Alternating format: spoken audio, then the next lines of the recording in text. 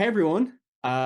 Today I've got the honor to talk to Zach Berger, who is the lead creature designer on the Avatar sequels, and he's gonna answer some questions for us. We're gonna go over some of his work. I think a lot of Avatar. Maybe he'll talk to us about some other aspects as well of his work because he's not just an Avatar artist. But yeah, to start off, Zach, would you like to introduce yourself? Tell us like what you do on the Avatar movies, and yeah, I'll just hand it over to you. Okay, awesome. First of all, I just want to say thank you so much for having me. I'm, a fan of your work, and we've chatted before on some other stuff, and I just love your sort of energy and appreciate, you inviting me to speak with you. Um, yeah, so I have been fortunate enough to receive credit as lead creature designer for Avatar 2 and 3, and if we get to make the next ones, then we'll continue with that. So I got to touch pretty much every creature on Way of Water and Fire and Ash in some capacity or another in terms of their design. Um, some more than others. Some I had a lot of influence on. Some I just did a little bit of work on, but or helped sort of oversee. I did do some sort of consulting, art directing on the video game stuff as well, Frontiers of Pandora, and some of the projects that I don't think ever made it out. But all the creature stuff, anytime there's a creature in the Avatar universe, I'm probably having at least a little bit of input on at this point. Um, yeah, that's sort of my role on the Avatar project. I did not work on Avatar 1 at all. I was just a fan. I thought it was you know, a, a sort of breath of fresh air in terms of creature design at the time. Like it really sort of stood out. So I became sort of an instant fan, and it was sort of my wildest dream at some point to, you know, maybe someday I'll get to work on something as cool as that. And here I am, sort of living the dream. I feel like breath of fresh air is like a little bit of an understatement. It was like a Yeah, yeah. blast of cold wind, like blowing your mind. Like I it's mean, the way I like to describe it is like there's certain creature designs, sort of in my little niche world, there's certain creature designs that are like, wow, something comes out and it's like that is iconic, in some way it sort of changes everything that comes after it. The ones that come to mind are things like Giger's Alien. yeah, It's like there's sort of before that and after that. Another one is maybe like the Predator design. Maybe some of Guillermo del Toro's stuff, like I think Pan's Labyrinth is like an iconic sort of film. And then I thought the Ikron, the Banshee from the first Avatar movie, was like there was sort of before that and after that in my mind of like that was so unique and so different and so strong that it was like you could see its influence on film after that point and video games and other entertainment. Um, and for me, it was unique and it felt like it could exist. It felt like the design felt like a real animal, not just sort of a monster. Um, and the coloration, the patterning was so unique and bold and different and striking that I was like, wow, it just made such an impression on me. And, for my, uh, people have a lot of opinions on the first movie, but I don't think the thing you can criticize is the creatures. uh, and that's a testament to the designers on the first film. Neville Page, I think, was the lead creature designer on that film, along with Wayne Barlow, Yuri Bartoli, and Daphne Yap. I think were the sort of key people on the creatures for the first film. And so we're sort of in the second and third films, and subsequent, we're sort of standing on their shoulders and what they established because it was so strong and trying to live up to those expectations. I think that Ben Proctor said it in an interview. He said you can criticize Avatar for lots of things, but there's nothing else like it, and that stuck with me. And I think that that's true of like so many of the designs. I also think that we probably haven't even seen really even the start of the influence I think culturally that Avatar will have. Like when you think about like Halo and Aliens, like it took quite like a long time for I think for it to truly like embed itself, and I think you see it in like a lot of games, especially games for me. I'm always like that's Avatar, and I feel like it's only going to become bigger and bigger as people who loved Avatar and love these movies become like the creatives in the world, like, and become more influential. Like, so yeah, yeah, I couldn't agree more on the influence and like the Ikram, the before and after. I'm quite excited to see what we see from the like I think the sequels and how they filter into like the culture, you know? Yeah, I think for sure the art. I mean, I don't know, you know, I sort of to Ben's quote, I don't think the thing you can criticize at all. And I think even the critics of the film, you know, the people who have a more, you know, pessimistic view of the films, they always say, "Oh yeah, it's beautiful, it's gorgeous." That's like a given at this point. Yeah. Of like, of course it's gorgeous, and like, there's so much work that goes into making it gorgeous, right? Yeah. Um, and that does not come without a large amount of effort by a very, you know, large group of people working for a very long time, working very hard.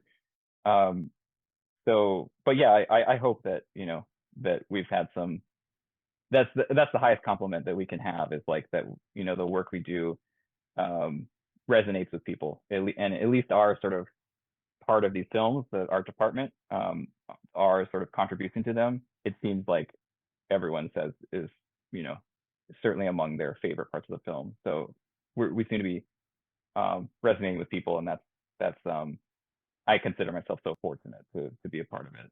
I mean, whenever I discuss Avatar with people, nearly always the first thing they talk about is like they talk about the skim wing, they talk about Payakan.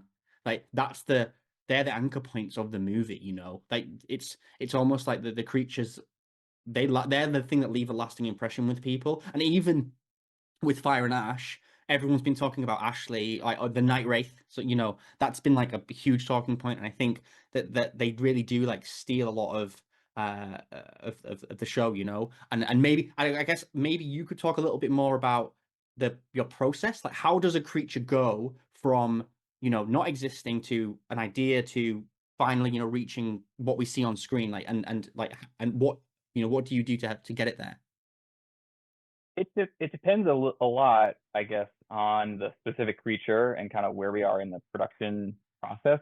Um, but the gist, or the overall sort of average of what we do, is like it will exist in some capacity in a written form in the script, but it's very sort of um, it's it's not super descriptive of like what the thing is. It's sort of like it's the metaphor. I guess Jim always sort of speaks in like there's a metaphor for every creature, and even a lot of the other designs of the vehicles.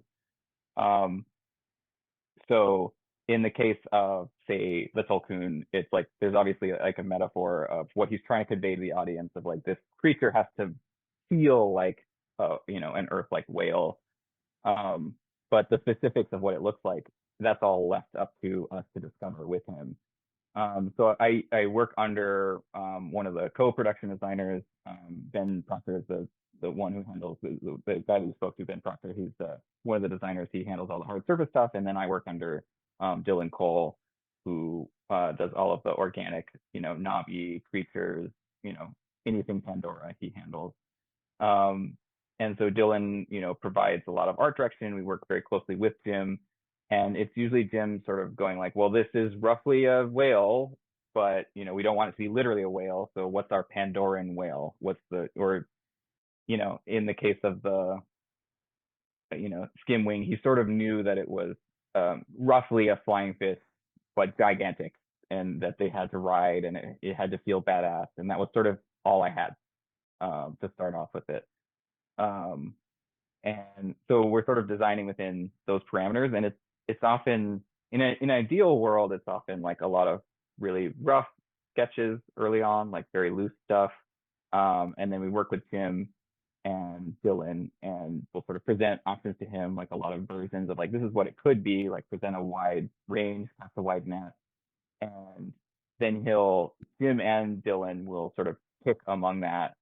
We like option C, mix it a little bit with option E, and sort of combine things, and we're sort of honing in on a design, and getting more and more detailed, sort of as we go. So Jim likes to describe it as it's sort of out of focus in his mind. He like knows the creature exists and knows what it has to do, but in his mind it's sort of blurry. And then as he's working with his artist, it's becoming more and more in focus mentally for him. So we sort of are honing in on like, well, this is the rough shape of it, and then we're iterating from there. So I do work a lot in ZBrush, which is this 3D sculpting software, and so I'm producing like a rough sort of, we call it like a concept sculpt or concept maquette. Um, of it's kind of like you in the sort of old school days how they would produce like a clay maquette of like I have some like that's on Yeah, my yeah, mantle back there of like a little sculpture of like this is the sort of rough form of this creature, and then we uh, but I'm just doing it digitally like on the computer, right? And then that allows us to sort of see the creature in the round from every angle as we're going, and we're able to sort of push and pull forms as we go. It's like, oh, um, let's on the skim wing, let's make the wings bigger or something, right? It's very easy to sort of scale the wings, um, and that allows us to sort of iterate in that process in 3D like pretty quickly, um, and then that allows me to we'll produce sort of a rough in progress version of the creature, and it allows me to hand that off to what we call the lab, which is our sort of virtual um, set building people, and they can do a rough sort of translation of the model that I provide, and they'll do a rough rig, and we can hand that to one of our animators, and they can start doing animation tests, and those animation tests will then inform the design. So it can sometimes go from animation back to art, back to me, and we'll iterate. So there's a bit of it's a non-linear process of like, um, the animation informing the design, and then we adjust things and then we move it back. So in the case of like, say, the Nightwraith, like we did some really early quick tests where it was like a really rough rig of like, hey, and give that to the animator. The animator I work closely with is Eric Reynolds. I think he's oh, I don't remember his exact title, but he's like head animator on the project or animation lead or something. We can look it up. yeah. His IMDb. I'll find But him and I'll put him on screen. he's a great guy, really, really nice guy. Very talented. Um, and but there's several animators that work through Weta that we work with, and so we'll send him like just a rough version of this creature, and then he'll have a rough rig that's produced in the lab, or at Weta sometimes, and then that will inform things, and he'll go like, well, this shoulder joint is not quite working, or like the way the two sets of wings on the Nightwraith work is like, oh, they're clipping a little bit, so we need to like move one of them back a little bit. So it's just sort of stuff like that of like, here's what's working, here's what's not working, and that will then get kicked back to me, and then I'll adjust the design based on their feedback. And then similarly, like, because we're able to produce this rough sort of sculpture of the creature, we can then produce, they can blow it up and actually like print it or like reproduce it physically. And we did that for the skim wing, of like, we produced a part of its back, and then we like were able to produce it at scale to an actor, and then the actor is then able to like sit on it and provide feedback of like, hey, this is working, this is not working, here's where I feel like I should grab on the creature, and here's how I would sit on it and how I would lay on it as it's doing different sort of maneuvers, and that then again sort of gets kicked back to me and will inform the design. So like, for example, those grab points of like where the actor said like, oh, it feels natural for me to grab here, that then we explored, is there a physical, like anatomical part of the creature that the actor is grabbing onto, or does that become part of the saddle, the tack? And that, it ended up becoming part of the tack, and we sort of designed the tack around the saddle, around, where the actor sort of informed us was the best point to grab. From everything that I've Um, heard about how the movies are made, it feels like they evolve. What I know of other movies being made, where a lot of the designs are just, this is the design of the thing and it's going in the movie, because you've got such control, and especially because Jim also has such control of what he can show on the screen. It's like emergent evolution, or like something. It feels way more. I don't know if it's real, or I don't know if maybe I lack the vocabulary to describe what I'm trying to get at, but it's like things do truly evolve to a place, even when there's an idea at the start, and then they grow over time with everything Yeah, that's been done. it's unlike any other like movie I've worked on. It's unlike any other project. Like yeah, I guess not even just movie, like video game, like any other project I've been a part of. It's this very like I'm trying to I think describe this very non-linear process. Of Right. if it's not just like hey start and then there's like an endpoint and then you're done and then you hand it off and you throw it over the fence to VFX. It's like there's this sort of back and forth where it's sort of getting bounced back and forth between me and other departments or the art department and other departments. Um, That comes across. Piacon, that That does come across very like clearly in the I think the behind the scenes and the making of that kind of collaboration as well. yeah, yeah. I think, for example, like Piacon, that was years of iteration, like literal years between multiple artists, um, just in the art department. And it was things like, oh, we have to figure out his scale in reference to Loak, right? Like at one point he was a bit larger, and I think he got scaled down, and that's all figured out in the virtual sets, like in the lab and not in the art department, right? And then it's like, well, okay, Piacon, Loak has to do sign language to Piacon, and how are we going to read that? Like, Piacon's not speaking from his mouth, and then the camera's on his mouth, right? Like, you're kind of Jim decided how he wanted to frame it, and he's like, well, you need to see, uh, Hayakon like sort of emote, and so we decided on this close up of his eye, right? And that was like something that was discovered in that process of like shooting the thing right in the virtual set, and so that became like okay, Loak has to be right up against his eye. So we actually moved. I think Konstantin Sakaris, who's another creature designer, was working on Pycon at the time. I think they under Dylan, of course, moved that like little the secondary we call it the cephalic fin, the little secondary fin. Initially, it was much further back down his body, and they moved it up to be right up against the eye, right? Just so when Loak is holding against it, he's right next to Pycon's eye, and he could be signing to him. So there's this feeling of like communication, and the eye can sort of emote. Um, In fact, I and think the eye piece that was one that stuck with me because I can see it in my mind's eye right now where it's the eye and it's like iteration like 98 or something is written in the corner yeah, and you can see yeah, that and there's one where it's a piece of concept art and it's like I think it must be late in the process, but I did one where I compared the final shot and the piece and it always stuck with me that the number in the corner. I was like, is that really like that high that I like the number of iterations you must go through before you get to what you. especially on if Pycon specifically was treated like Jim always said and Dylan always said, we're treating it like a character. So he got as much like design iteration as someone like Neytiri, right? Whereas some of the other creatures certainly get a lot of attention, but he was by far and above like everybody else. It was like I said, like literal years. So you talked about the hierarchy of importance when coming to creature design. Could you talk a little bit more about that?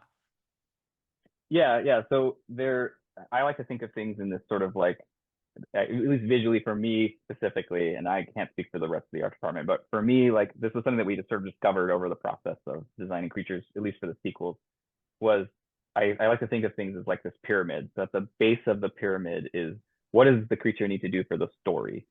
So for example, Pyacon had certain story needs that he needed to fulfill. The example I gave earlier of like Loak needing to communicate with him, that was a story need. So we had to sort of back the design into like, well, how does Pyacon communicate with Loak, right? The physical design changes based on that need. Another was for like the Tolkun was there's the Tolkun hunt sequence where we show like the RDA firing these giant sound cannons at the Tolkun, and they needed to like we needed to have some physical manifestations of the Tolkun showing pain, right? Not just them screaming, but like something that the audience can sort of instantly read as that these creatures are experiencing pain when these sound cannons are firing at them. So we designed these. We had these crests on the design already, and we sort of for the Tolkun hunt, we designed these little sensory organs that go under the crest. So when you show that sequence, the sensory organs sort of react, and it's hopefully like an instant sort of read communicating to the audience that like this animal is experiencing pain. So that's sort of the base, and that like trumps everything else. Like that is, we have to fulfill the story needs. If it's got to do something in the script, that's something that we have to have in the design. Um, on top of that is the sort of biology of the creature. So the internal sort of logic of Pandora, right? Or like the sort of, we want it to feel like there's a rationale and there's like an evolutionary history to these creatures. Um, so for example, like the skimwing, early on, it was sort of, at least in Jim's head, and I think it was sort of described as such in the script, of like, this may be sort of an evolutionary offshoot of the Ikron, right? So they share some distant sort of prehistoric relative or something. They're like sort of biological cousins of each other. So that informed the design, right? Or things like on the skimwing, Jim knew that he wanted it to be able to tuck its wings and go underwater and move very fast underwater. So it became an exercise in like removing excess stuff off of the design, right? It had to feel, the word he likes to use is like hydrodynamic, where you don't want a whole lot of drag on the creature. It's got to feel very fast, and so that's informing the aesthetics of the design. It feels fast. Like the skimwing especially feels fast. Like this, the scene in the second movie where it pulls Jake. Like that was, Yeah. for me. There are moments in the movies that stick in my mind. Like with A1, like the Ocarina comes floating out of the screen. I was like, oh man, that's like, this is blowing my mind. And for A2, I think one of the ones was when Jake gets pulled along by it, and that stuck in my head. And it was like I was feeling like that, sensation. I was Well, like, that sequence specifically, this is a little bit of a diversion, but we'll talk about it since you brought it up. Like that came out of Jim brought not myself, but some of the crew, I think, to one of these trips to sort of, I think it was to the Bahamas, where they did a bunch of experimentation and they built like a MacGyver version of like the skimwing. Before that, we had the design, we had like an in progress version of the design, but it was, and I think you can see it in some of the like Fire and Water Disney Plus yeah, documentary, I know where what they I know. built this like, yeah, this like thing. I think they call it like a jetivator or something, where it's this contraption where like this person, like this stunt person, was riding it and then going above and below the water, and that informed the design, right? Um, and that came out of that, where those shots where it was like, I think we had some GoPros on the thing, and Jim was like, I really like the look of this, and it's very visceral, and your brain goes like, I've seen, like, as an audience member, your brain goes like, I've seen videos of like surfers with GoPros, right? And then just that intensity of when they fall off or they get Yeah, torn off, and so that translated into that shot. I remember those discussions where Jim was like specifically like, I want it to feel like a GoPro for this, like, just this shot. Um, okay, so we have this hierarchy, right? Back to the back to the the hierarchy. pyramid. So Yeah, yeah, so we have the story, we have the biology and sort of internal logic. Does it feel like it could um, exist on Pandora? Does it behave with our sort of rules? We have a bunch of rules of everything's got to have two sets of eyes. The terrestrial animals have, six limbs, obviously. It's got the Kuru, so the Navi can sort of plug into it. These are sort of rules that we've established that we have to fulfill. On top of that, at the very top is like just the sort of primal level. Does it look cool, right? Like, do I think this is an appealing design? Is this gonna like put some asses in seats? Like, is it gonna appeal to, my nephew who's 11, all the way up to, my in-laws who are in their 70s? you know is this something that like we can put on a poster, put in a uh in a trailer, and people are gonna go like, oh, that's cool, like I want to see that movie, right? And so like that is obviously like a part of it, and we have to, ideally, we have to fulfill all three of those needs, but there is a hierarchy to them, and so I tend to think of them in that order. um we hit that base level first, and then the second, and then the top. Um, so yeah, I don't know if that answers the no, no, no. question, but That hopefully. definitely answers the question. And actually, I think for people who are very interested in a proper like understanding and further elucidation of that philosophy, like I will put a link to your ZBrush 2023 design philosophy video, and that people should go and watch that too. That for me was like massively eye-opening, and I think that it's if it was up to me, they'd add it to the behind the scenes on the like Blu-ray and stuff, because that one again sticks with me for like lots of different reasons, but it gave me like a new appreciation and actually takes me out on the movie sometimes because I look at the patterns on them and I think of like you're talking. I'm like, oh, it's showing me how the food is made, the sausage is made, you know. So sometimes I'm Yeah, like, there is.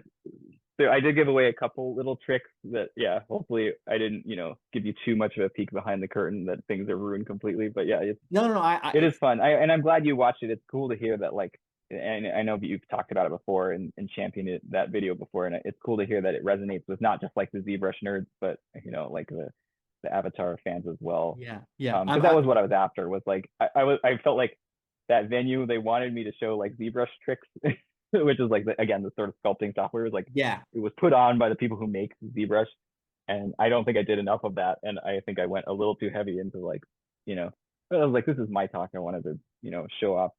I think design is something that's under appreciated. It's like when it's the audience knows when it's wrong, when it's not working, but I don't know if they know how much effort and thought gets put into stuff. Um, and when I design would is say successful, it should be like, you shouldn't have to think about it. But as an audience member, sorry, go ahead. I would say that you're understanding that aspect of the movies in general. I think that in many ways it even works against Avatar because you put the benchmark so high, as you said earlier about that everyone knows it's going to be beautiful and it's going to have all these amazing things in, but it's that's the baseline expectation when Yeah. really it's blowing my socks off and nothing like it exists anywhere else, even 5 seconds of something, it just makes it makes me despair, and it's why I try, especially like I think amongst content creators at least, there's this kind of thing of exploring like what we see on screen, like the creature or whatever. But for me, I always want to try and show more of the behind the scenes because for me that is actually far more impressive than and how it got there than we actually what necessarily a thing on the screen. Like it's more than I can comprehend when you were talking through some of the elements of like how you again iterate, like the number of iterations. Yeah, I think it's hard to oversell the amount of like what you see on screen is version final, right? But there's a lot of versions that get, that are part of the process of arriving at the final version, but that are, may never see the light of day. And it's part of that discovery. It's part of Jim's like sort of it coming into focus for him of like, here's what's working, here's what's not working, here's where we should continue. And it's this, we start with this broad, you know, number of versions, and we're sort of like honing in on this like final sort of version. And I agree with you, and I appreciate that you know are aware of that, and that how much work goes into the stuff. I don't know if I explained totally well that sort of like internal logic sort of biology version, that sort of middle rung of that pyramid. A good example is like when we're speaking with Jim, every fish he has to go like, well, how does it eat? How does it like, where is it, how does it exist? If, for example, in the reef, like, is it more of a predator? Is it a prey animal? Like, how does it interact with the coral? Like, hopefully all of those, how does it attract a mate? How does it deal with, larger predators? Like, hopefully all of those decisions, even if you never see them on screen, it's like, hopefully we're in an ideal scenario, and it's not the case in every design, but certainly the ones we spend time on, ideally, hopefully all those decisions are thought through. And so even if you don't see it like literally like attracting a mate on screen or eating something on screen, like those decisions are coming across in the design so that we can communicate to the audience that like, hey, this is thought through. It feels real. It feels believable. At least it doesn't have to play by the same rules as Earth, exclusively, but it should feel like there's a thought process behind it, and it feels like there's a believability, and and I think that's what helps separate us from, at least certainly from some of the other projects I've worked on, where it's like, some of the directors that I've worked with who are less scrutinizing than Jim. It's like, well, why are we doing it this way? It's like, well, I just think that looks cool, right? And it's never that, exclusively for Jim. That's that top of that pyramid of it's got to look cool, but it's got to fulfill all those other needs first, Yeah. which I think is what separates us, and why these films take so long, and why the aesthetics of these movies is just, like I'm saying, even with the critics that aren't digging them, it's just a given that they're gorgeous and they, feel, well thought out. Yeah. Um, The the the the, and the that, the example I always use is I say to people, it's more like Da Vinci's workshop, I feel, than it is anything traditionally. From my like outsider's understanding of how mhm. movies are made, it feels like it's the closest equivalent to a modern Da Vinci's workshop, like across all the creation that you do. And again, I get a little bit like irate and I always like say crazy stuff on social when I see that like some awards or something like haven't been nominated because to me, if people had a true understanding of the amount of like true what I consider like artistry that goes into these movies and that I know doesn't go into other, and that's not putting other movies down. Like Sure. it's that it's understanding just again, like you said, these it's not even sci-fi, it's like science realism. On a and I think Jim talks about this, right? That on a subconscious level, you know that this sort of really works. Like one that Yeah. sticks out to me is like the Venture Star. Ideally, that's what we're trying to do. Yeah. Yeah. And one that sticks out to me is like the ISB Venture Star that NASA themselves say it's the most realistic spacecraft ever put on film, and that works on this subconscious level that you don't need to know that that is, but with the creatures you feel it that works, and I think it's part of the one of the it's the part of the charm and success I think of Avatar is that's Yeah, they that's going on built in the background. like that mask that Jack Champion wears, like like the underwater, like, scuba mask. Yeah, They like designed that thing and they built it and it actually functions and it's like influenced like existing dive masks now. right. Like this movie props that they built, right? Like this insane. The example, this is a little bit out of my wheelhouse, but like Dylan Cole, my boss, has talked about this, like for the design of the Wind Trader gondola, the big airship thing, right? Like, you know, they had these beautiful designs, and then Jim goes, well, like, but how do they steer it? Like, how do they actually steer the thing? So they had to come up with like a design bible of like, you pull this rope, you turn this thing, and I wasn't part of those discussions, but just like hearing it through osmosis through Dylan, of like it's actually thought through of like how the thing functions, and so that they could then go on set and inform the actors of like, no, if in order to bank right, these actors have to do this thing, right? And it's that level of scrutiny of there's no like BS knobs that you turn on, in some of Right. Ben's designs, all of You those flick a switch and knobs then are something thought magical through. happens, right? Yeah, Right. I've seen, I Yeah. know There's exactly what no you're talking sci-fi about. knobs. There's no sci-fi knob. There's no yeah switch. Like I've seen that, and I've seen the pictures. I think Dylan shared them, and I think Ben shared the same one of the crab suit that they designed a Yeah. complete way of controlling it. That you have your arms in Yep. the front, and then the rest of it's like a They horse, built it. Yeah. right? Yeah, Yeah. They built that cockpit. I was extremely surprised by the number of things they actually built. Like a lot of like is it hex drones that they built that are on the like bridgehead where there was giant physical versions of them. I was like, they're building these things like that appear And for I a think moment.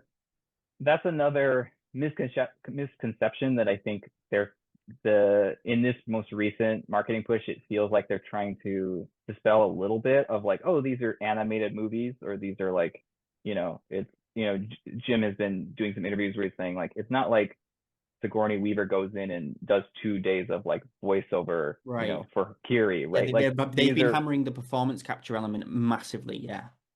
yeah, and that's the case with the art as well. Like all of Deb Scott's costumes, they physically build those things, right? Just because the final result is like, a CG element, those those physical builds of those costumes, or like the Sully Marui, like the encampment that the Sullys stay in the Metcaina village, like they built what they called a bigature of that, like a not a full scale model, but a quite large model of the thing, that was actually woven with real like weaving, like they got weaving specialists to go like weave the thing and that inform the design, right?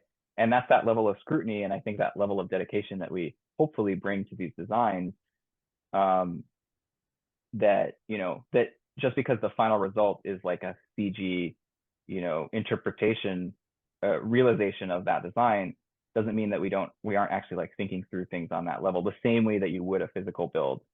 Um, so I think there's like, yeah, I mean, not to get too salty about things, but I think the visual effects work that Weta does obviously is probably like, I mean, certainly like the best in the world, right? Like, Yes. and not to take anything away from them at all. Like they elevate everything that we do. But I would love it if, some of the contributions that Dylan and Ben and Deb, do get that same level of recognition.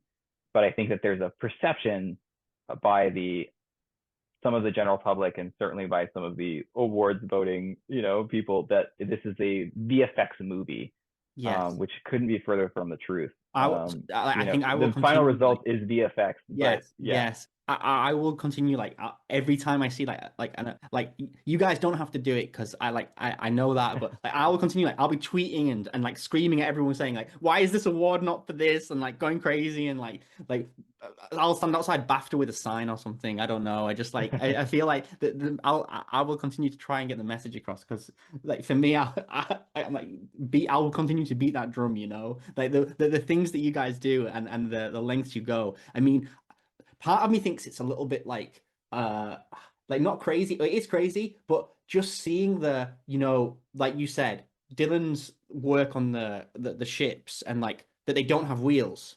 So they had to figure out another way to right. steer it and stuff like that. Like that alone,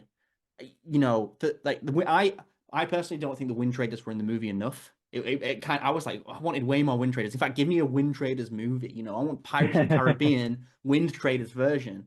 And I guess that's actually true of nearly. It feels like when you go this deep on the designs, you could almost do that with everything.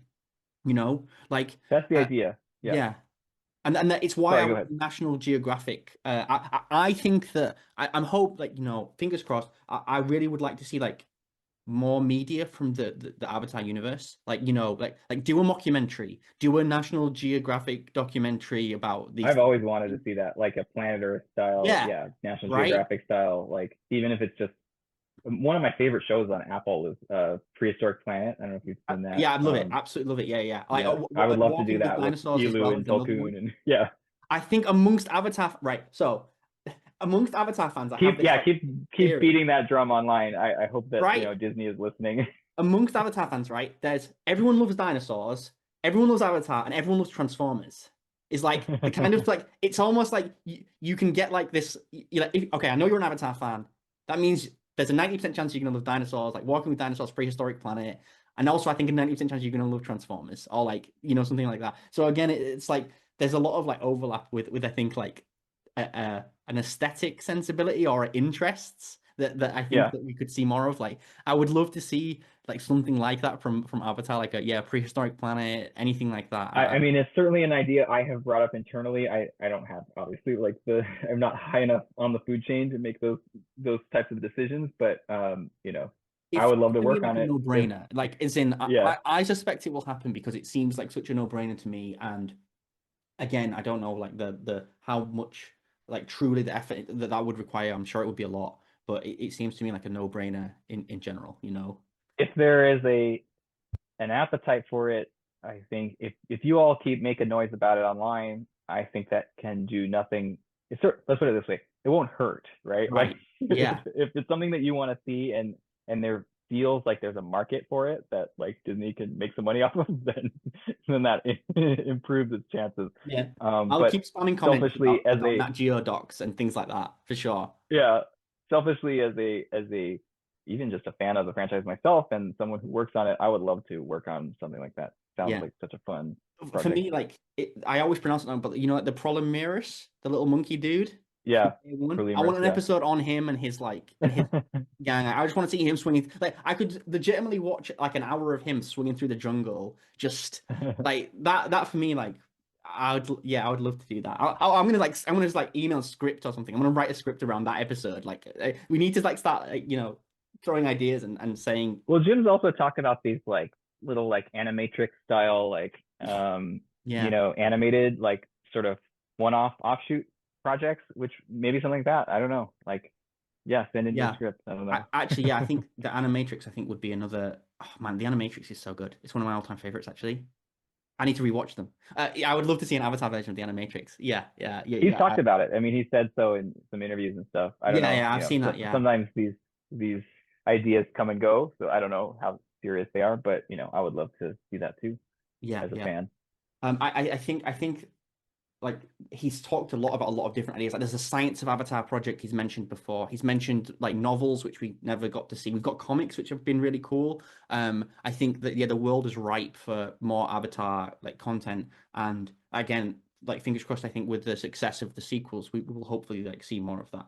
And the game seems to be resonating with people. Frontiers, yeah, like seems to oh be yeah, doing well, and I've had yeah, people at least messaging among me the fan about the base. game that didn't play it when it first came out, but now that the movie came Yeah. out, they've picked it up and they've been playing it, and I'm like, yeah, it's been out for ages, it's really good. You should have, like been playing that. We put a lot of effort. I mean, I can only speak to the creatures, but like I worked closely with Ubisoft Massive and their team, and those they all know what they're doing. Like they're really good, and they got the art direction pretty quickly, and produced some great stuff. And I actually really love some of those creatures that we did for the game, like that we'd never see in the films. And like Dylan and I are always talking about, like we should rescue some of those and put them in a movie. Some of them are so great, some of those designs.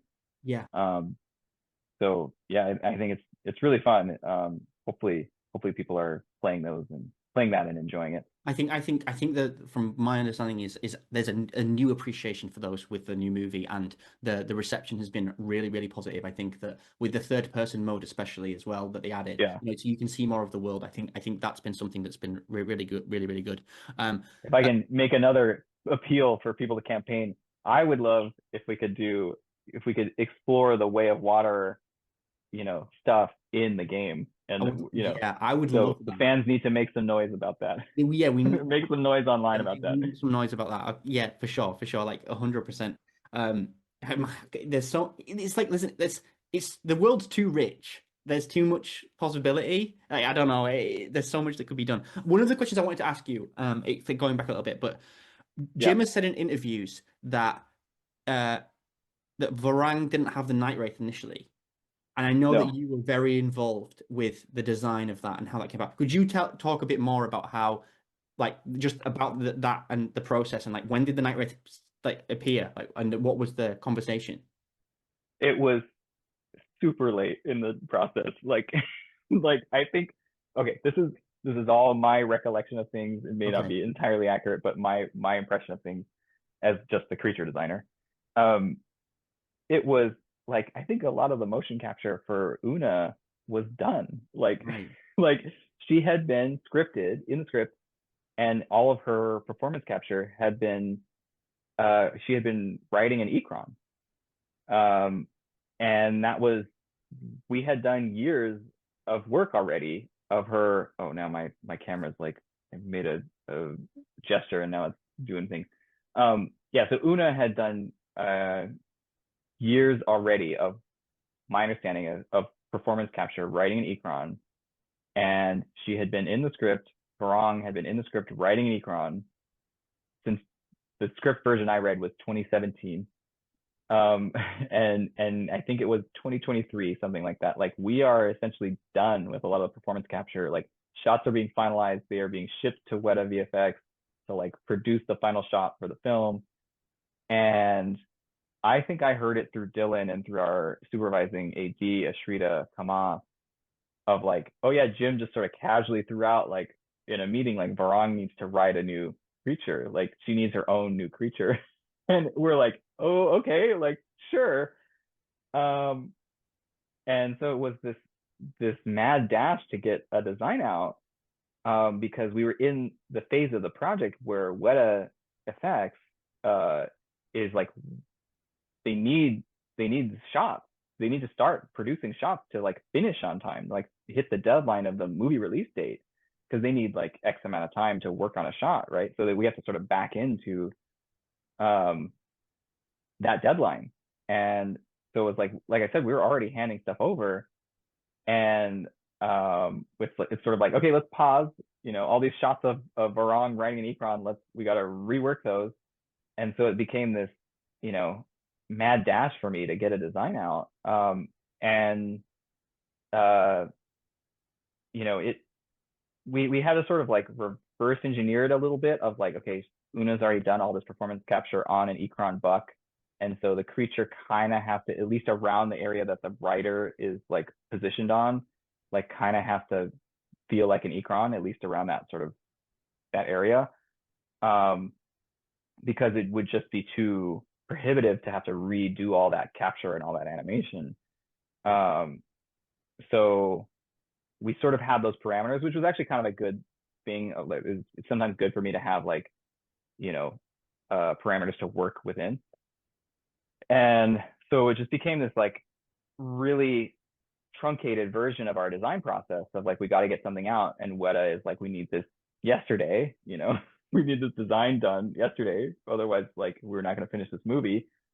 Um, and to give you some context of like, the skim wing took me like, give or take roughly like a year of design iteration to sort of arrive at the final. Iacon was myself and Constantine Sakaris and some other artists, like literal years of work. Wow. The Nightwraith, I had like a month. They're like, we need this in a month, and you know, otherwise we're not gonna finish this movie. And so it was just this. I had to sort of lean back on tried and true processes of like getting an approval, and luckily, like I think Jim and Dylan were sort of sympathetic of like, you know, we need to get this out the door. But so I started with like a maybe a few dozen like very quick silhouette studies of like body plans of like, here's what it could look like, just black and white, like very loose, of like just the silhouette of the creature, and creating a When menu of options. when Go Jim ahead. had that thing where he said Varang needs a creature, how was he specific? Did he give you a distinct, or was it one of the ones where it was like carte blanche, you could think you had to like come up with it? Yeah, it was pretty much like more carte blanche. It was, he had like a, it's just like he wanted her to feel distinct and special, and you know, and so when you're seeing shots of the Ash clan, like, you know, flying into battle, like you can pick out Barong, Yeah. right? And so it needed to feel distinct and uh you know, maybe a little more badass than your average Ecron, you know, make her feel like she's got something special. um and it was the kind of thing of like, well, the Leonopteryx, the Taruk, like makes Jake feel distinct, right? When you see him in battle, you can identify him. We can't do another Leo. There's only one Leo. So she's got to have her own thing that, you know, separates her. And so I think in Jim's mind, because we were on such a tight schedule, he was like, well, let's start with, I think a Tetrapteron, like body plan, Right. because Okay. he's like, we've already done a ton of work on that in the first film. We like it. We know it works. So that was sort of like a springboard for me of like, um, you know, let's figure out what's resonating with Jim with this design. So I could sort of use that as like a jumping off point. Obviously, it evolved quite a bit from there. Um, but yeah, it was just that those were sort of my parameters of like, we gotta, because of just sort of restrictions of, you know, time and budget, and like we can't redo all the cap that Una's already done. um, and so it's got to feel like an Ecron, at least around the part that she rides. And Jim likes the Tetrapteron design, and I think a bit of the Stingbat. And so use those as sort of like springboards as to iterate from there. And it's got to feel unique and distinct to Baron. And you have a month and go. And that was sort of the parameters. So yeah, like I said, I started with like a bunch of loose silhouette studies, pretty quick, few days of work, if that, a few dozen. And then from there, Jim and Dylan sort of picked a few that they liked for me to bring into ZBrush, and produce like rough sculpts. You know, like I was saying, those sort of rough, like concept maquettes in 3D, to sort of see how they were feeling. And even from that first round of silhouettes, like the very loose thumbnail size black and white silhouette studies, and hopefully you guys will get to see, hopefully the fans will get to see some of those at some point, in a book or something. We hope. Well, there is an Um, Art of Avatar book that's slated to come out, I think, in like June or July. okay, good. Yeah, I Yeah. wasn't sure if that was officially Yeah, announced yet. I've seen it on Amazon, I think. So I mean, it's like Okay, there's cool. something out there. I don't know if it's 100% like, like I haven't seen a cover or anything, but there is a book that's like the Art of Avatar, and it's on Amazon. Yes, And I've seen the rough version of that. So okay, cool. cool. I'm glad that's officially announced. Um, but yeah, so even among that first round of silhouette studies, like the sort of design that became the final design with the sort of multiple sort of feather-like appendages that the Ikron has, but just like, you know, 40 of them. Um, that came out of that first initial round, just those tiny little studies. And we were all sort of gravitating towards that, even from that first round. And so we took that and we took a couple others that were among the silhouettes that were more successful, and we did sculpts of them, or I did sculpts of them, and that allows Jim and Dylan to sort of see them in the round and sort of see what's working, what's not working, and see how it feels, like how it would feel sort of in a shot. Um, and we had sort of a bake off, I think, of about 5 designs or so, ones that looked a lot closer to the Tetrapteron, and ones that were a little bit further. And I think that the sort of feathered, repeated sort of fan shaped feathered one that became the final, that sort of won out. We were all sort of feeling it, I think, from the beginning.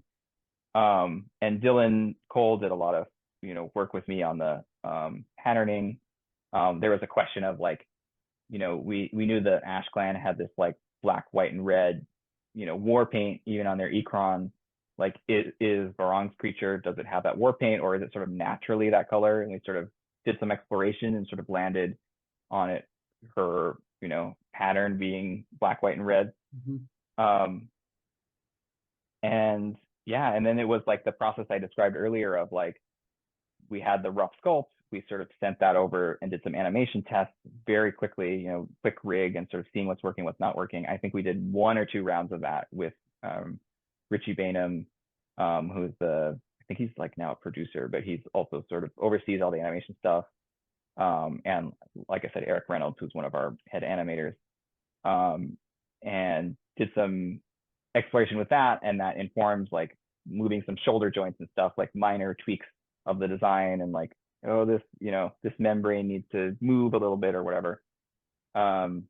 Really minor stuff, and then it got thrown over the fence to Weta, to sort of Weta VFX to iterate on. And I was in those calls with them, like informing them to sort of build the final, and everyone was really happy with it. And it was exciting to see, because it was a nice new big creature that I got to have a hand in, sort of from start to finish.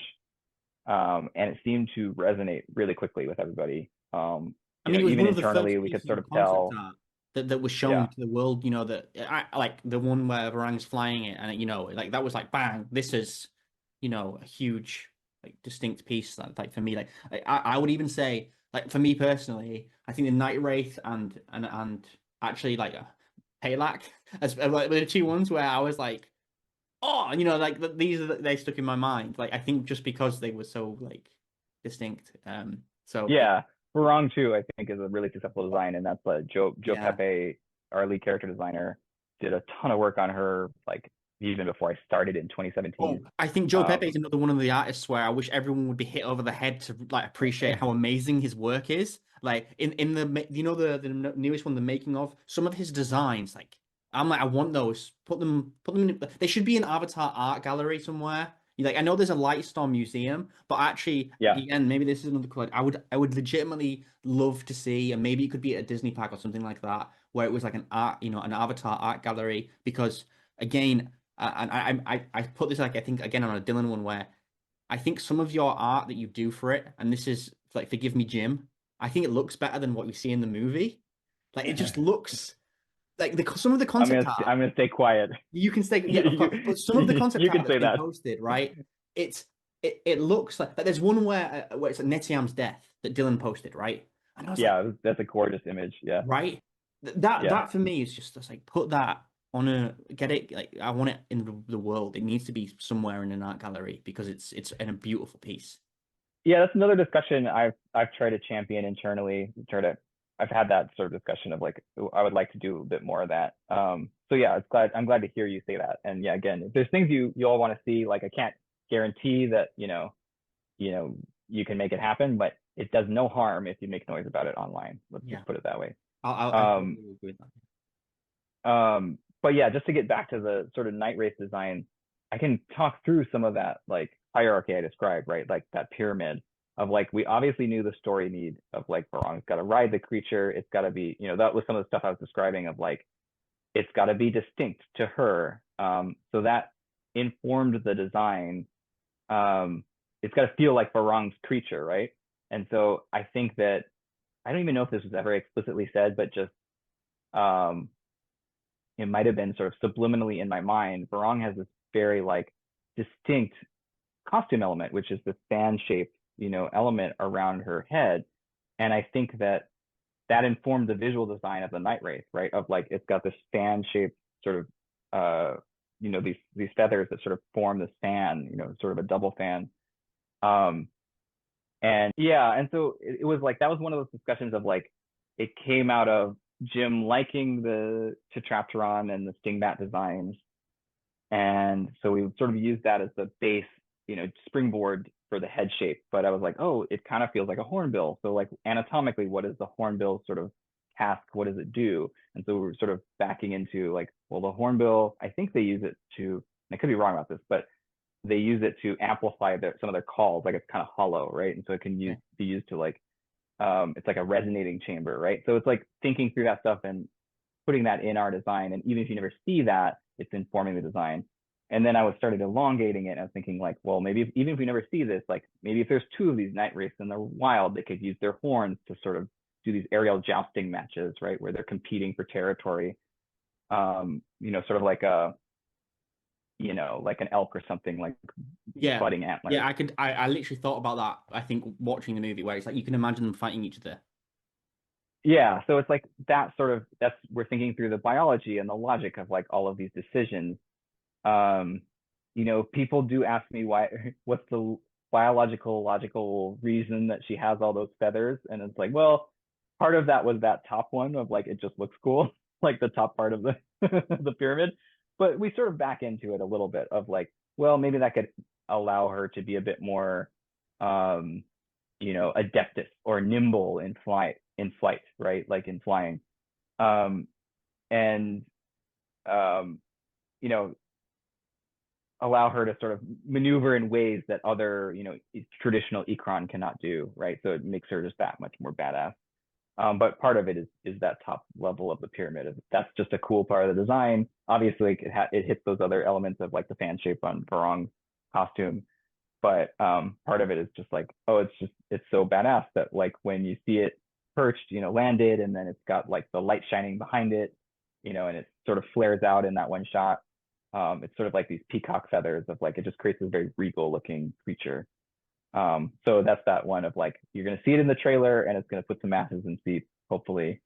Um, so yeah, that was sort of the thinking through of that design, or at least a couple elements from that design. It like it the crown aspect of Varang and the creature. It almost feels like you never it's never explicitly stated, but to me it's almost like even backstory because I can imagine as part of the lore or the background is that she saw the Night Wraith, and as part of that she modeled herself like part of it on her like on that, so she has the crown and her design and the coloration and things like that, and you can imagine that you see an amazing cool creature and you go, okay, that's going to affect my own style. So like it's never said, but it feels like it's another one of those elements where it's like there's a depth to this that's what's going on that your brain like fills in. That's the hope, right? And certainly like I'm not saying we're like magicians that have thought through everything like all the time. And there is a bit of back and forth of like people go like they ask me online of like what's the Navi name for this creature? It's like I don't know. I didn't name it, right? Like I didn't name it Nightwraith. I didn't give it the Navi name that comes after me, right? So Yeah. some of this stuff is like we do our best, and I only have a month to design this thing, and so I do my best in that time, and then we back into some logic, for some of the stuff afterwards. So some of that stuff you're describing, like, yeah, that could be filled out in a Pandorapedia entry or something, or one of the DK books. But ideally, we do think through as much of it as we can. Um, and we hope that, like you're saying, even if you never see it explicitly on screen, like doing this thing, like you as an audience member can feel it, right? That there's that logic and there's that believability. So it feels like a real animal, is the hope. Yeah, no. Like that comes through on the screen, like 100%. That comes through on the screen, and I feel like that. In fact, you even saying that makes me think like two of the ones that I've been like advocating and like again messaging like Josh Izzo about in terms of like merchandise as being I want to like I'd love to see script books. I think that would be really cool to see like Oh yeah, that'd be cool. how it actually came on. Like I've read the script for A2 because it was on the Blu-ray, and that was interesting. Like the differences, the things that didn't make it in, and the things that did. I would love to see like all of them just be books. But I'd also love like one thing that I had when I was younger was like a Pokemon book that had all the Pokemon in it, like 151. I'd love to see something like that where it was like all of the different creatures. Like there was the activist survival's guide for A1. I'd love to see like the Pandora like you could make it like an in-world guide to like animals like this like safari almost like I don't know if you Yeah, say safari yeah, exactly but it's like the creature and then stats about it and it'd go through and you'd be able to like look it up like as though you were on a safari that I think that would be really cool but like yeah like like the Pokedex version of like exactly there's a of Pokedex for Pandora. Pandora yeah the Pokedex of Yeah, Pandora that's a cool idea. I like it. yeah. So I'd that's love to the see that too. kind of thing that I like personally I would like absolutely love to see. So one question, Zach, that I see discussed in the community a lot is the level of detail you go to in terms of like the biology, like the skeletons, the musculature of the creatures. Like we know from like Ben Proctor that they have almost entire books based on certain like machines like the crab suit. Do you go to that same level of detail with the creatures as well? That's a that's an as needed sort of. The answer is that's as needed, right? Like it's like depends on the creature. So for the Tolkien, I mean, yeah, there's some extensive like design.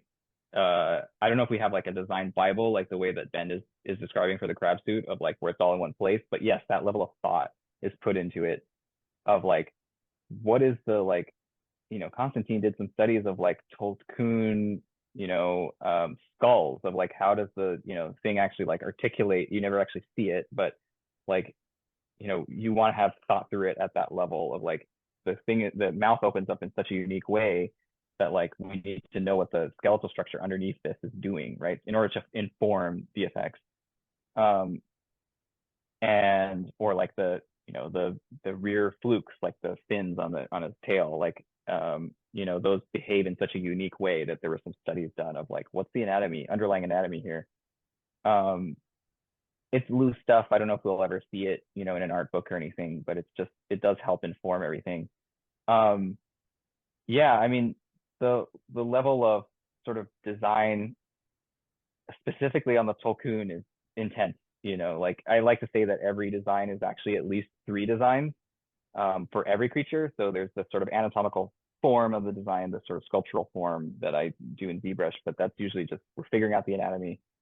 And then there's a separate design path of the coloration or the patterning, um, that sometimes happens years later, after that form, the anatomical form is figured out.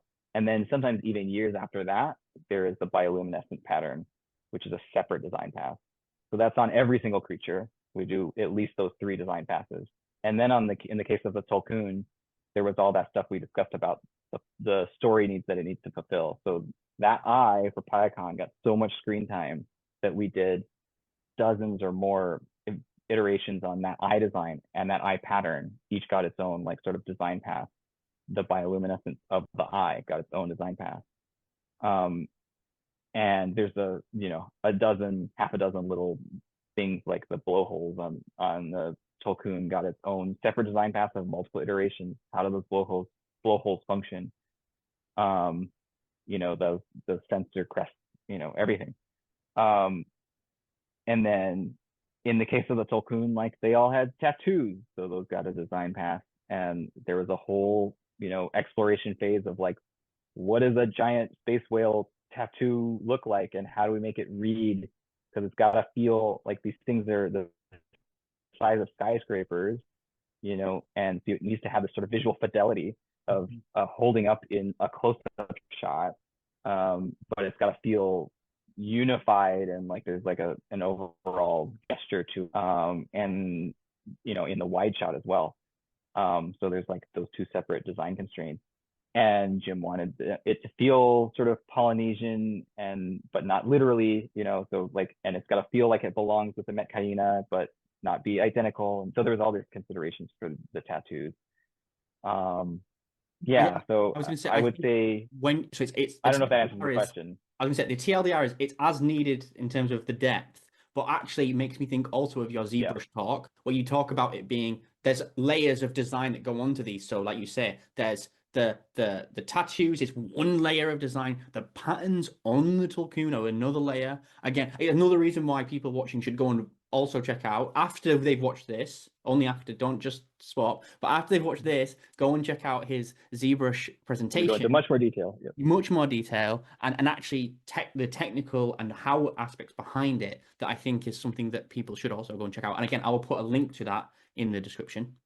Um, yeah, And among those, there's like a consideration of like balancing all of those things on top of each other. Like you know, here's an example of like when we were working with our partners at Ubisoft, like, and they were adding Ekron, Ash Ekron into the game, right? Like, or even the war paint of the existing Ekron into the game, right? Like, the war paint, everyone's instinct is for it to be really detailed, right, on the Ekron, but we have to balance that with the sort of intricate patterning on the Ekron, right? And we have to right. balance that with a separate pattern, which is the bioluminescence.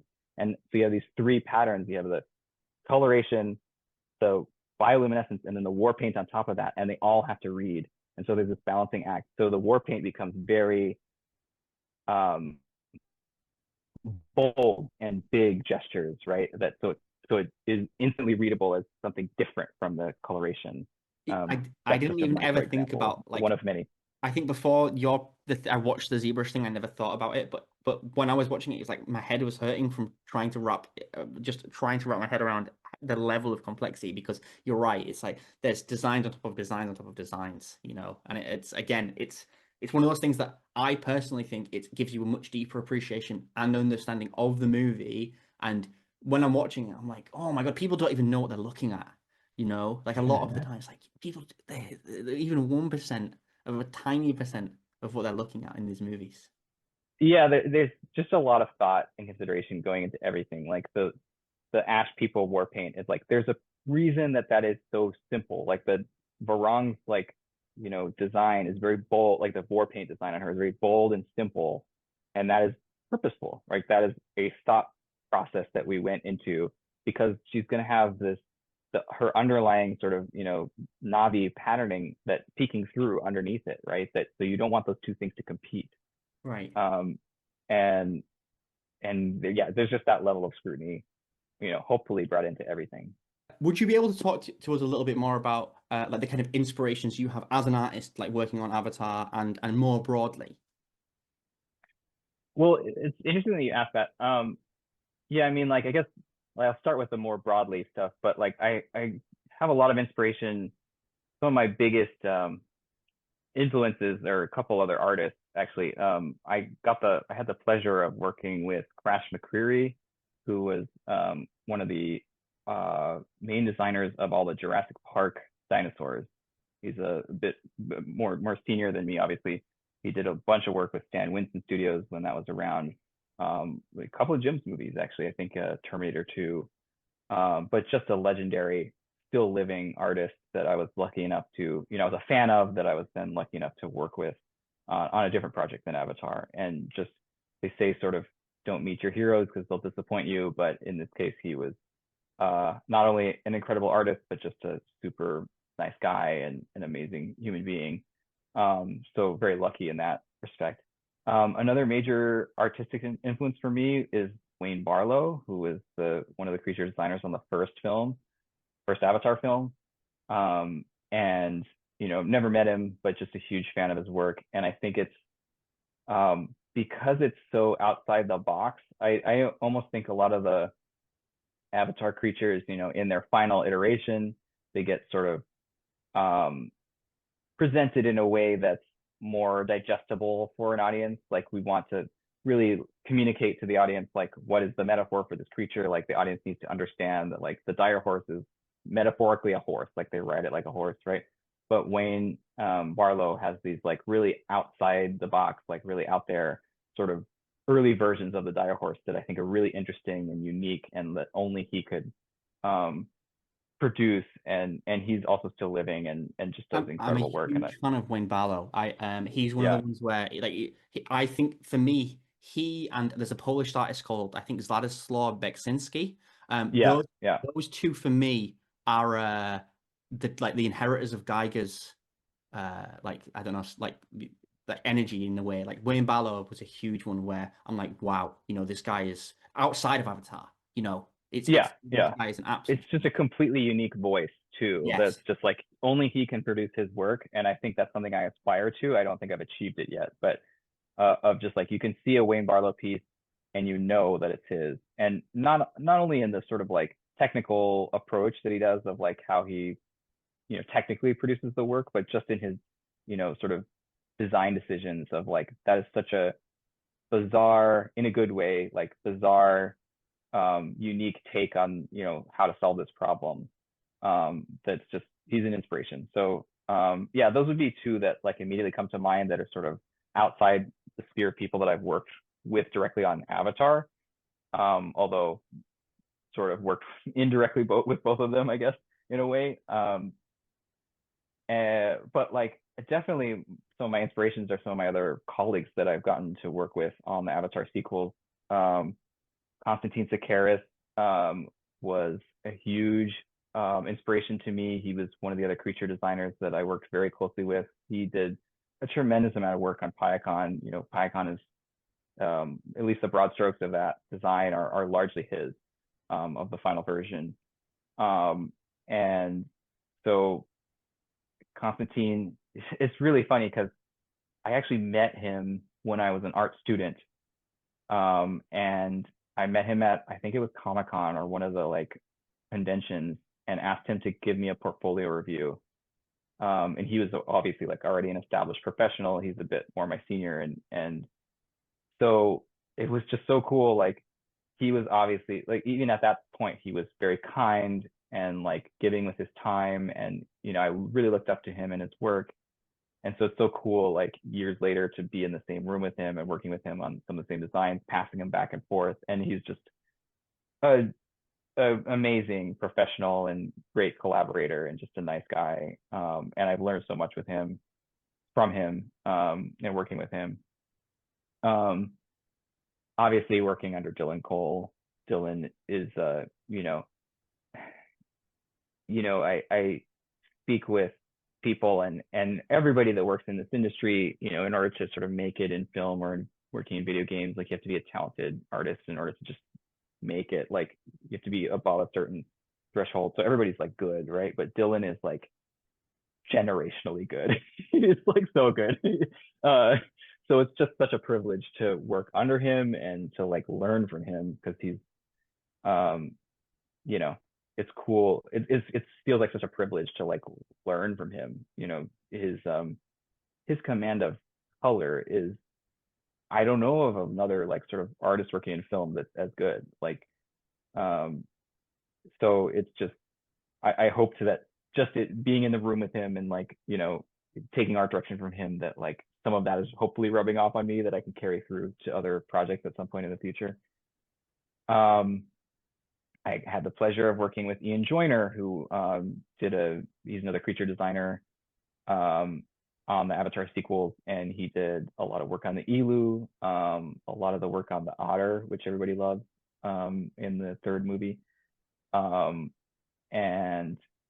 just another super nice guy, really talented. He's over at Marvel now, I think. So just another just gem of a human being.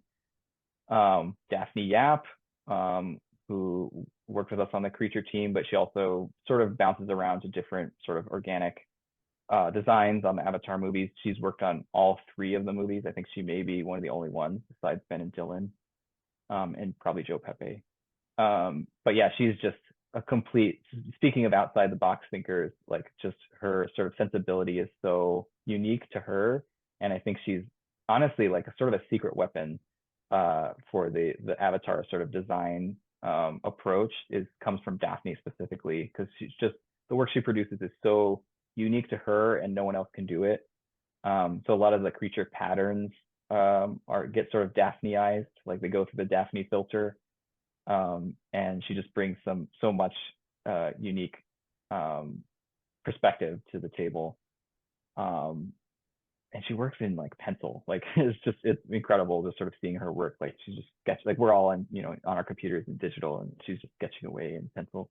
There's a behind Um, the scenes shot, I think, where of you and Daphne listening to Jim saying something in like the concept art room that always sticks in mm, my mind. I think it's you and Daphne, and like that one. Like when I think of you, I think of that picture. You guys both listening intently to Jim, and that and yes, so, some of Daphne's designs. I don't want to over like say there where her Instagram, like some of her designs. I'm like, how do you even make that? You know, I can't. I couldn't even begin it to just make comes, it. it just flows out of her. Like she just sort of she sits there sketching and then she'll like I've seen her do this where she's like sketching and then it's just sort of stream of consciousness sketching and she'll fill up a page and then she'll take another piece of paper and like tape it to the back to sort of extend the canvas, so to speak, of like so she can keep drawing. And it's just this becomes this collage of several pieces of paper, all different.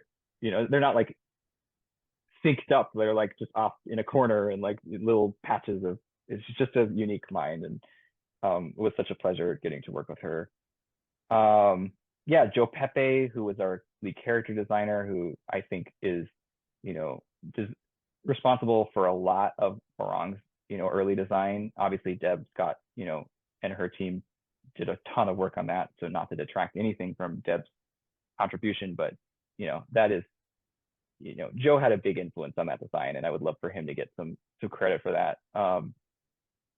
You know, and he was just another one who was just a pleasure to work with. And we did do a little bit of crossover. He helped out on some of the creature stuff with me a little bit on Avatar 2. I think he did some help with the patterns and the bioluminescence and stuff. Um, and just a super nice guy and just a good soul, like a soft spoken guy, and really a pleasure to work with. It was cool getting to get to sort of cross paths with him. He worked at like Disney animation, like 2D animation in like the early 2000s or like the 90s or something, like so just like a very long storied career. um and yeah, and just the rest of the Avatar art department, Jonathan Bach is incredible, and also just a wonderful human being. We didn't do he's in the more of the sets and like props and that sort of stuff, keyframes, that sort of thing. So we don't work on the same stuff, but just sort of getting to see anytime he was working on something, it was like it's gonna be amazing.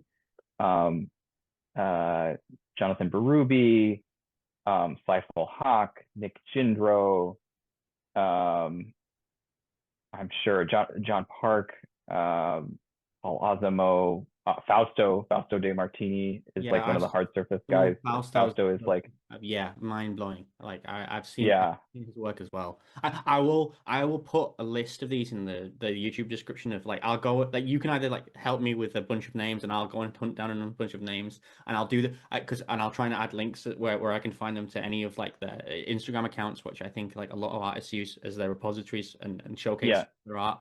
Um and also and of course well I think for anyone watching, you should be also looking at your work. And I know that for me, I like on your Instagram, I see a lot of your like work, and I'm always like, this is like really blowing me away. So I'll put also a link. I think that I'll tag it yours in the comments as well, so that everyone's following you. I think that I for anyone I who's appreciate interested that. as an artist or like for creatures, I like if they're not following you. Like even not just an Avatar fans, I feel like people should be following along with you. Just again, behind the scenes things. Just some of them stick with you. I can say that again from personal experience that there's some of the things that you've shared of your work that stick with me even more strongly necessarily than what I've seen on the screen. Like it's one of the elements I personally feel that you get more of when you follow the actual artists that you see behind the curtain, and it gives you a greater appreciation for what you eventually see on the screen because you know how much effort has led to some of the moments you see. That it's not just like narratively, it's you realize the mountain of work that's gone into making this like real. And for me, I'm very passionate about people in general, like Avatar fans who to help them understand that on a deeper level because there's so much more to learn. And a part of again the reason why again I thought I wanted to talk to you about this. Well, I appreciate that, and I know it sounds silly, but it's like as far as like artists, on social media, like it's not something that sort of self promotion doesn't come super naturally to me. But and I know you and I have had this discussion, but like it does help, if you guys, your audience and the Avatar fans, or even just like art and creature design fans, like it does help us as artists if we get followers to sort of keep working. So it's a sort of it's an icky part of the process for me, but it's necessary to sort of it does No. help. I feel you, Um, and people should I can do it like you don't have to feel icky because I will constantly promote and tell people that I think that if they're not following the artist, if they love the movies and they're not following the artist, they're not getting the complete picture, they're not getting the complete story, and it's definitely something that people should be doing. well, and I appreciate that. And I try and with my Instagram, I try and add value to it. I try and like write what my thought process was, or like what like the design process with Jim or with Dylan was like and so I don't just post an image and just like here's an image of PyCon. Like I try and give like a bit of backstory of like here's how we arrived at this, and just more of this sort of discussion of like behind the scenes sort of take on things, my perspective. No. Um, Yeah, I love that. I get a lot of value for that from that. And again, I think it's one of those benefits that people get when they do follow you, and they should do more. In fact, one of the things that I love the most about the Avatar community in general is the number of artists we have and the like I've the noticed that. Yeah, yeah, there's so many amazing artists. I mean, I'm biased, I know, but I think that the Avatar fandom in general has, in my view, the absolute the best artists of any fandom. I mean, like personally, so my own favorite, it's not my favorite like exactly, but one of my absolute favorites is a fan sent me this. It's a oh, little wooden dire horse. Like literally, it's that's been incredible. carved from wood, and then painted, That's and so then like cool. things like this. We did a fan-made coloring book. We gave it away for free, because Oh, otherwise that's we cool. would have got in trouble. But we did like a fan Sure. coloring book, and that like I think like 20, oh, yeah, it's probably over 20 artists worked on it, where we created our own creatures and stuff like that as well for the book. Like there are some creatures in it that are from the movie, but and this was before, this was like years before Disney actually released an official coloring book that I saw. But yeah, the amount of talent that I think it's the influence of the genius of the artists that work on the movies. It inspires the fans, and you said that to be like artists in movies and stuff, that you have to be of a certain like kind. My non-artist view is that because Avatar, the work you guys do is so amazing, the benchmark is so high that you really do like you attract people who also, as fans, they want to reach that level, like and that it's that level of inspiration that it shows itself in the fan art. I have noticed that yeah, there's some really talented, like I see some amazing fan art, just like, and I try and share it and promote it when I see it on my Instagram as well. Because I mean, it really means a lot to me and to the rest of the art department when we see that our designs are like our art, our work is resonating with people, right? That it's cool enough for you, the fans to make art of our work. Like that is such like that's the highest compliment you can pay me, right? Like that you think like the Nightwraith is cool enough to do a drawing of it. Um, and so I love to see it. Like if you have, fan art, send it to me, tag me in it, DM me. I love to see it. I love to share it. So I appreciate you calling that out. It is something that I've noticed that the Avatar fan community is really talented artistically. And I also just want to say that like I have noticed that they are there's a positivity and sort of a kindness and sort of a an uplifting attitude to most of the Avatar fan community that I think is distinct, and I don't want to put down any other like fandoms, but I think like I just feel like there's a lot fewer or even no like really toxic people in the Avatar fan community, and there's something to be said about that, and it's really cool to see like everybody is sort of collaborative and kind, and I just want to say that that's No, no, cool, no. and Yeah, I appreciate that. I feel that too. I feel that too. And I'm glad that people who work on the movies like see that and feel that. And I think that it is something, again, I'm biased, but I personally do think that there's something unique about the Avatar fan community. Again, maybe it's because also the movies are so unique and it's such a global fan base as well. Like truly Yeah, yeah. people all over the world love it. It's like from places I didn't even know existed. Like it truly is like the conversations you can have. Someone can be from China, they can be from South Africa. It connects people all over the world, like no matter their background, that's something again extra special about it that I think manifests amongst the fans. I've traveled and I've been in, like, I don't try and say what I do when I talk to people because it becomes this whole conversation, but I've been in, rural parts of Chile, talking to a person that works in like with horses, like a ranchero, like, have you seen the movie Avatar? Like, unprompted, like, it's like, have you seen the movie Avatar? Like, and it's just so cool to see that the work that we work on this project. Obviously, it's not my project, but like I get to contribute to it, and it's an honor and a privilege to be able to contribute to something that like obviously is resonating with so many people from so many different backgrounds, and that they find it like um, you know so cool that they enjoy it so much. Like, that is, as an artist, that is like one of the most fulfilling things you know possible, that we work on something that actually like people pay attention to and enjoy. Yeah. So I just want to say that if it doesn't get said, that I elsewhere, that I appreciate everybody that goes and sees these films, and that um, enjoys them, and I appreciate having conversations like this with you. Um, uh, so thank you to everybody.